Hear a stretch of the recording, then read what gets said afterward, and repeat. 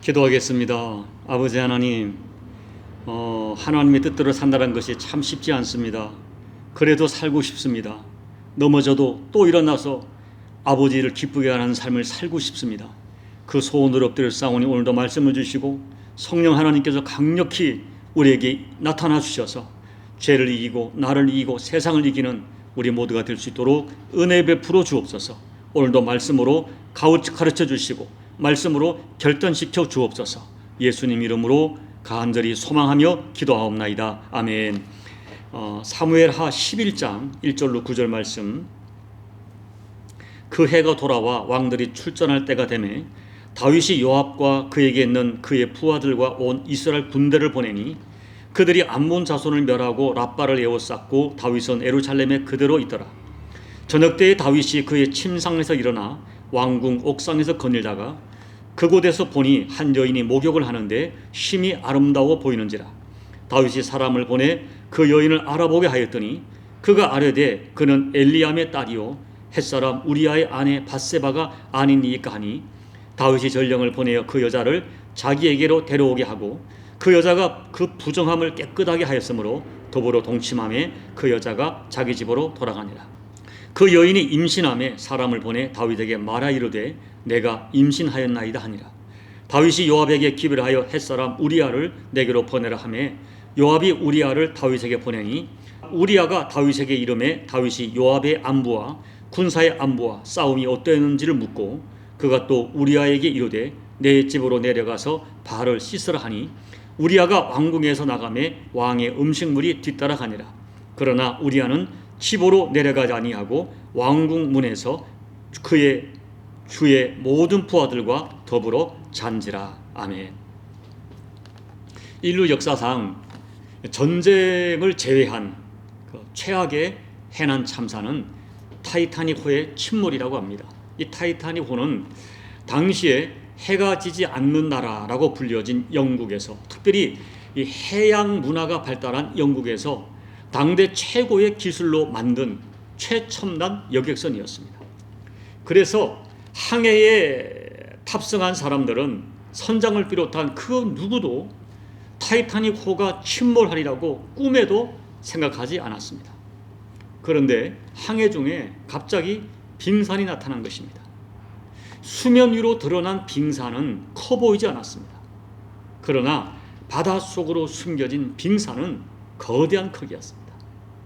그 빙산에 부딪혀 당대 최고의 거대한 여객선이 1,500여 명의 사상자를 내면서 어이없이 침몰하고 말았습니다.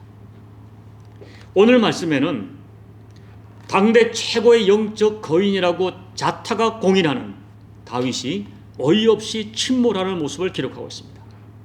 하나님께서 왕으로 기름 부음 받은 후에 골리앗과의 싸움에서 승리하면서 민족의 영웅이 되었습니다. 사울에게 쫓기는 10여 년의 광야 생활을 인내로 잘 견뎌냈습니다. 통일 왕국의 왕이 되어서 주변 나라의 침략을 다 이겨내고 승승장구했습니다. 또 하나님께서 진실로 다윗의 그 따뜻하고 넓은 마음을 보시고 내 마음에 합하다고 칭찬하시는 하나님과 백성들에게 칭찬받는 영적 거인이었습니다. 그런데 하룻밤의 이탈로 모든 것이 무너지고 말았습니다. 사무엘하 11장은 다윗의 인생과 가정에 큰 불행의 이유가 된 치명적인 사건이었습니다. 여러분, 인류 조상 아담과 하와를 미혹하여 넘어지게 한 사탄은 역사 이래로 끊임없이 우리 인간들을 유혹하고 미혹하여 넘어지게 합니다. 때로는 우는 사자처럼 적극적이고 실제적으로 강력한 박해를 가하고 때로는 광명의 천사로 가장하여 유혹하고 미혹합니다. 그래서 어찌하든지 우리 인생을 망가뜨리고 믿음을 가진 성도들은 하나님께로부터 멀어지게 만들고 믿음이 없는 사람들은 그야말로 세상 유혹에 빠져 살다가 영원한 지옥에 떨어지게 하는 것입니다. 이러한 사단의 공격이 얼마나 교묘하고 집요하든지 보십시오. 역사상 최고의 영적 거인으로 불려지는 다윗이 침몰하고 말았습니다. 정말 인간은 별 수 없는 존재입니다. 그 어떤 사람도 장담하지 못합니다. 그 어떤 사람도 죄악의 빙산에 부딪히면 침몰합니다. 오늘 말씀은 다윗의 인생에서 지우고 싶은 수치스러운 사건입니다. 그런데 하나님께서는 가장 사랑하는 사람인 다윗의 그 치부를 그대로 성경에 기록하셔서 후대를 살아가는 우리들에게 경고하시고 우리들을 깨우쳐 주십니다. 그렇다면 왜 다윗 같은 영성을 가진 사람이 이렇게 어처구니 없이 순식간에 침몰한 것입니까? 첫째, 영적으로 나태했기 때문입니다. 사무엘하 6장, 8장과 10장을 보면 다윗은 이방 족속과의 전쟁에서 승승장구합니다. 나라는 태평성대를 누리고 모든 것이 형통하게 보였습니다. 그러면서 다윗은 어느 순간부터 점점 영적으로 교만하고 나태해지고 말았습니다.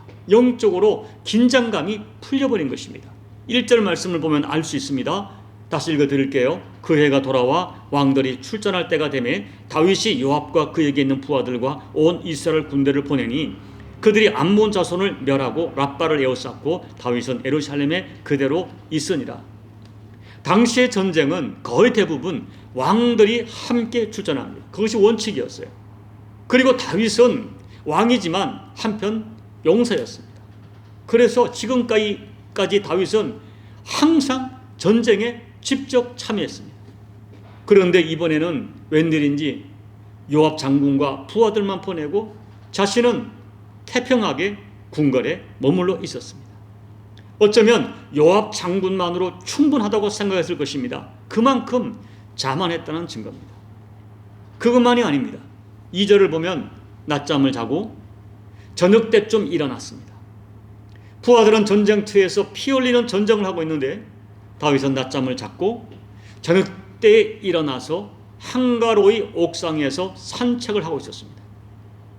이런 다윗의 영적인 나태를 사단이 정확하게 파악하고 시험거리를 미끼로 던진 것입니다. 이런 말이 있죠. 새가 머리 위로 날아가는 것은 막을 수 없지만 그 새가 머리에 둥지를 트는 것은 내 책임이다. 막아야 한다 하는 말입니다. 유혹 자체가 죄는 아니기 때문에 다윗이 그 유혹을 물리쳤다면 아무것도 아닌 것으로 넘어갔을 것입니다. 그러나 영적으로 이미 나태한 다윗에게는 밀려드는 유혹을 통제할 힘이 없었습니다.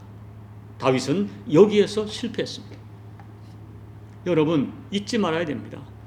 때로는 우리에게 주어진 승승장구하고 평안한 환경이 우리를 영적으로는 나태하게 합니다. 교만하게 합니다. 영적인 나태는 영적으로 침몰하는 사람에게 반드시 나타나는 전조현상입니다. 둘째, 세속 문화에 너무나 익숙해 있었기 때문입니다. 우리가 다윗의 그 인생을 연구하다 보면 한 가지 이해가 안 되는 것이 하나 있어요. 다윗은 하나님의 말씀 중에 다른 것은 다 전심으로 순종했는데 유독 한 가지 순종하지 않은 것이 있었습니다. 신명기 17장 16절 이하의 말씀을 보면 왕이 되는 사람에게 주신 명령이 있습니다. 첫째는 병거와 말을 많이 두지 말라 하셨습니다. 둘째는 아내를 많이 두어서 마음이 나누어지지 말게 하라고 하셨습니다. 셋째는 자기를 위하여 은금을 많이 쌓지 말라 하셨습니다. 그런데 다윗은 첫째 조항과 셋째 조항은 잘 순종했습니다. 그런데 유독 두 번째 조항은 순종하지 않습니다. 다윗은 왕이 되기 전에 이미 3명의 아내를 두었고 왕이 된 이후에 5명의 아내와 여러 명의 처첩을 두었습니다. 어떤 신학자는 다윗이 당시의 국가들이 이웃 나라와의 화친을 위하여 결혼을 정략적으로 이용하는 관례를 따랐기 때문이라고 해석합니다. 또 어떤 신학자는 다윗이 성에 대하여 자유로운 당시의 이방 문화의 영향을 받았기 때문이라고 해석합니다. 분명한 것은 다윗은 신명기 17장의 하나님의 말씀보다는 당시의 정치적인 관례와 육체적 문화를 거부감 없이 쉽게 받아들였고 그 문화에 익숙해져 있었다는 것입니다. 그 결과 어느 날 정체를 감추고 찾아온 미혹의 빙산 앞에 너무나 어이없이 너무나 쉽게 무장해제 당하고 무너지고 말았습니다.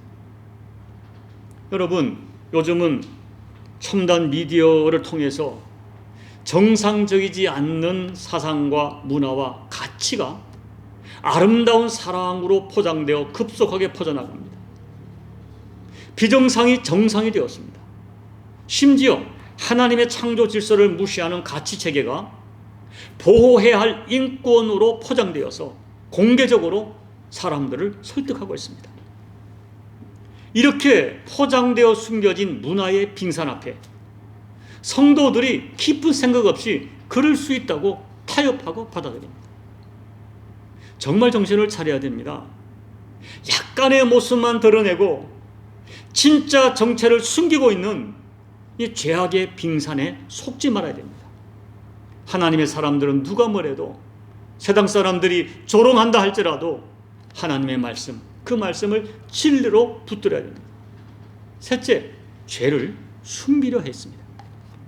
밧세바는 알고 보니 다윗의 오랜 친구요 신하인 아히도벨의 손녀였고, 다윗이 자랑하는 용맹스러운 30인의 장군에 속하는 충성스러운 신하 우리아의 부인이었습니다.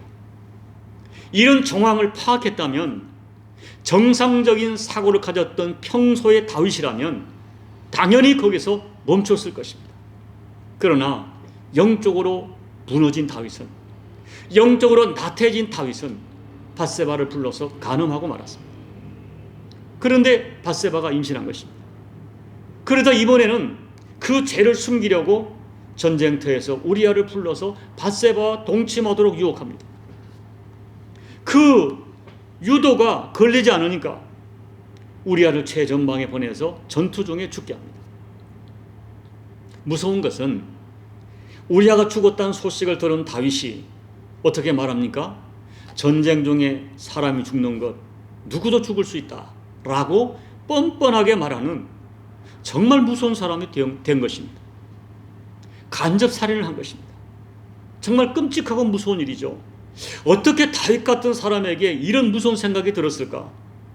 그리고 그런 무서운 생각을 어떻게 실행으로 옮길 수 있었는지 사실은 믿어지지가 않습니다. 결국 다윗도 어쩔 수 없는 죄인이었습니다. 하나님의 은혜가 아니면 그 죄로 인하여 영원히 멸망받을 수밖에 없는 죄인 중의 괴수였습니다. 중요한 것은, 정말 안타까운 것은 다윗이 계속 그 죄를 숨기려고 했다는 것입니다. 한 번의 죄를 숨기기 위해서 또 다른 죄를 지어야 했습니다. 하나님께서는 이러한 다윗의 모습을 하나님을 업신여긴 이런 죄라고 하셨습니다. 그 결과 너무나 무서운 징계의 채찍이 다윗과 그 가정에 내려지고 말았습니다. 이제 말씀을 정리합니다. 사무엘하 11장은 참 가슴 아픈 성경입니다. 다윗 같은 영적 거인이 무너지는 모습을 보면서 오늘 저와 여러분이 정말 두려워해야 됩니다. 다윗이 무너졌다면 우리 장담할 수 없습니다. 그리고 중요한 것은 이러한 사랑하는 다윗의 치부를 그대로 드러내시면서까지 우리들의 영적 나태와 죄의 결과를 경고하시는 하나님의 이 진실한 마음, 하나님의 아픈 마음을 우리가 깊이 헤아려야 합니다. 드러난 모습은 무시해도 괜찮을 만큼 작게 보이지만 그 밑에 숨겨진 파괴력은 너무나 강력한 이 죄의 빙산을 우리는 정신을 차려서 깨어서 경계해야 됩니다.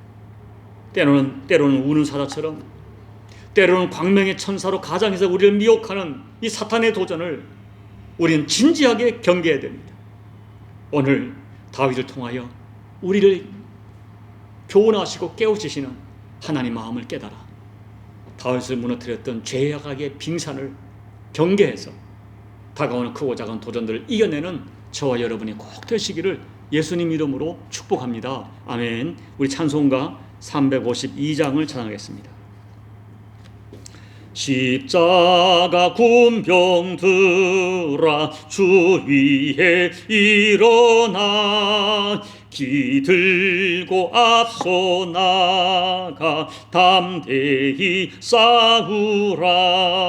주께서 승전하고 영광을 얻도록 그 군대 거느리사 이기게 하시네.